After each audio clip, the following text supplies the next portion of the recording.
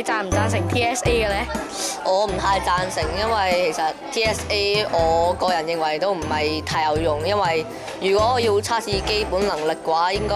喺學校嘅考試就已經測試到，所以我覺得所以我唔太贊成 TSA 咯。我係贊成 TSA 嘅，因為咧TSA 咧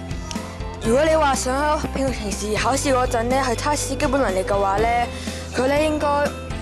因為考試咧佢唔係測試基本能力嘅，係等你記得一啲學過嘅嘢。我覺得咧6年級有 TSA 係咧我贊成嘅。我係唔贊成嘅，因為平時學生已經要做好多功課，有好大壓力，加上 TSA 學生要更加俾時間去温書，就有可能令做功課嘅時間減少咗，從而令學生冇得重温知識。我係贊成 TSA 嘅，因為咧考 TSA 咧只係測試你嘅基本能力，但係學校嘅考試咧通常都會比 TSA 更加深啦，所以我認為考 TSA 其實冇乜問題嘅，所以我都好贊成。我係唔贊成 TSA 嘅，係因為其實同學要温呢個考試已經好辛苦，但係仲要温 TSA 咧，只會加重佢哋嘅負擔，同埋功課已經好繁忙，可能會令到佢哋嘅休息時間減少，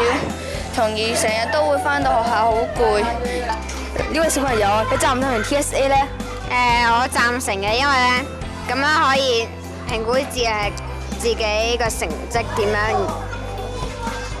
我就唔贊成嘅，因為我哋1年已經有4評4考，而家加埋 TSA 嘅話，咁我哋咪辛苦好多咯。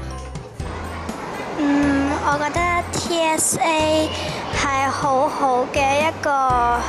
項目，就可以提升同學嘅對考試嘅壓力。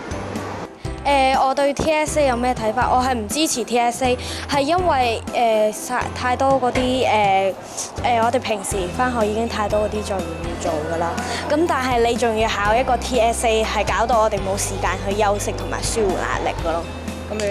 咧？我都唔贊成呢一個 TSA 啦，咁係因為咧，佢將會令到我哋嘅休息時間或者玩樂時間咁樣咧，就會係令到冇乜時間咁樣啦，而且仲要非常之成日咁樣操 TSA，咁就會令到可能有啲學生就會做 TSA 做到好夜咁樣。